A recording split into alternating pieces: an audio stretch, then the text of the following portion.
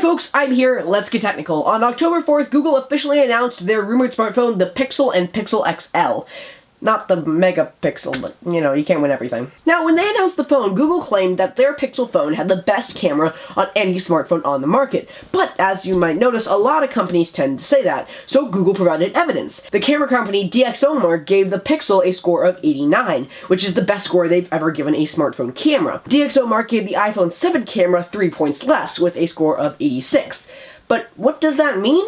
Well, at the end of the day, that's just a number, so to find out which camera is actually superior, we're gonna have to take them both out into the field. And if you're like me and you can't decide what premium flagship smartphone to pick up this year, hopefully this will help you out. This is the iPhone 7 Plus versus Pixel XL camera test. So in this camera test, we are going to test 7 different aspects of each camera. Regular photos, low light photos, panorama photos, zoom, 4K video, slow motion video, and finally we'll look at some of the cool features in each phone's camera. So before I start the actual camera test, let's talk specs. The back-facing camera on the iPhone 7 has a 12 megapixel sensor and an f1.8 aperture, and the Pixel is rocking a 12.3 megapixel camera and an f2.0 aperture. The front-facing camera on the iPhone 7 Plus has a 7 megapixel sensor and an f2.2 aperture, while the Google Pixel XL has an 8 megapixel sensor and a f2.4 aperture. Okay, let's start with regular photos.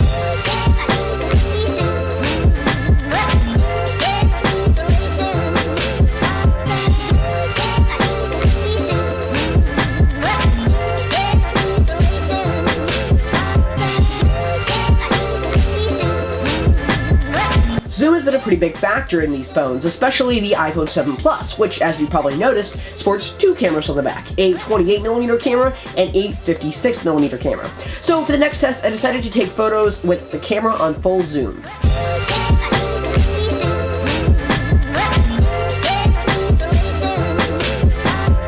Whoa, hold on there, son. Okay, obviously the zoom on the iPhone 7 Plus is going to be far greater than the Pixel XL zoom, but wait a second, I just noticed something. If I crop the Pixel photos so that they look like they have the same zoom as the iPhone photos, they're just about the same quality. Okay, so I did all of that to the Pixel photos, and back at it.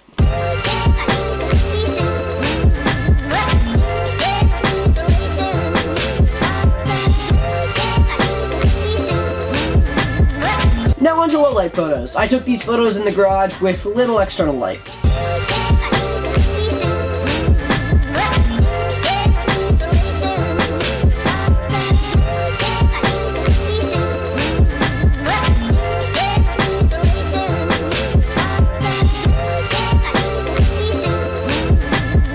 Now let's take a look at some panorama photos.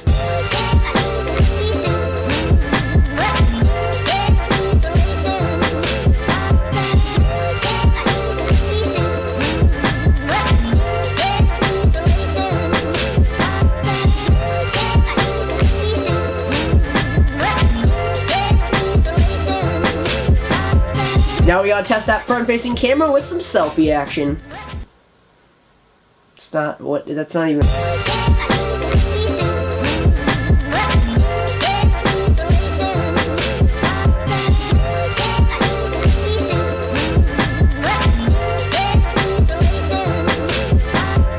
Okay, now that we've done plenty of photo testing, let's check out the video. Since both flagships record in 4K video, I decided to test out how good the video, and subsequently the audio, really is. So this is the 4K video being recorded on Google's Pixel XL, along with the audio, which is recorded with the built-in microphone. Sorry for the terrible framing, by the way, but this will hopefully give you a little bit of a sample of what the audio and video looks like. Oh, change shirts, I guess. So this is the video on the iPhone 7 Plus. It's not a ton different, but you know, the difference is noticeable. The audio is also recorded on the onboard microphone. So obviously we got two pretty darn good video options. Here's some more 4K video.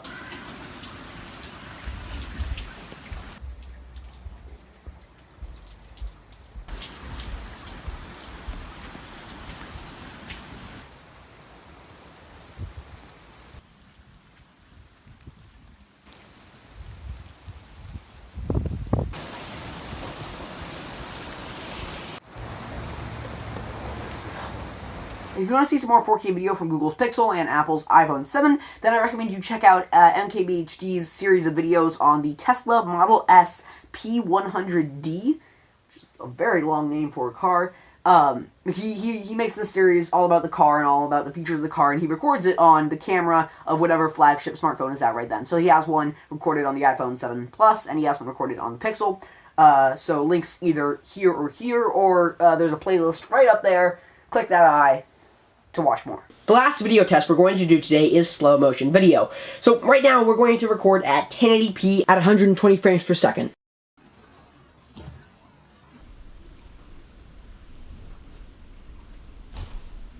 Our final test of the day isn't really a test at all. I just wanted to point out some cool features in the cameras of both of the phones. So first off, the blur the background feature. This feature will, once you give it a sense of depth, blur the background to make it seem like it was taken by a higher quality DSLR or something. Right now, the blur the background feature is only on the Pixel phones, but some suspect a software update for the iPhone so that it can do that too. Nothing yet though. On the iPhone 7 Plus camera, you got plenty of these cool photo booth-like effects, tats, and pop to your image. A feature unique to the Pixel XL is Google Assistant integration. So I can just go to the Google Assistant and say, take a picture, and it will count down from 3 and then take a picture. This won't work for video though, but it will still open the camera app. The iPhone 7 Plus has live photos and along with that Force Touch, so that's neat. On the Pixel phones, there are a couple of camera-related shortcuts that you can do. So you can double tap the home button to get to the camera, even if the phone is asleep. Probably not useful to everyone, but you can also do this on the Nexus 6P, and man do I love this feature. It's really neat. Also, when you're in the camera app, you can do the shaky thing to switch it to the front-facing camera, or the back-facing camera if you're on the front. Which is nice and handy, especially good for selfie taking. Google's Pixel XL has a setting like this. You can take a burst and then it creates kind of a GIF of your image. Speaking of which, you can take a burst and Google will pick the best and clearest one. The iPhone 7, as you probably know, is water resistant, so that means you can take more photos than sprinklers or water spritzer things. More on that, the iPhone 7 Plus is IP67 certified, which means that it can be submerged in a meter of water for 30 minutes or less and be completely fine.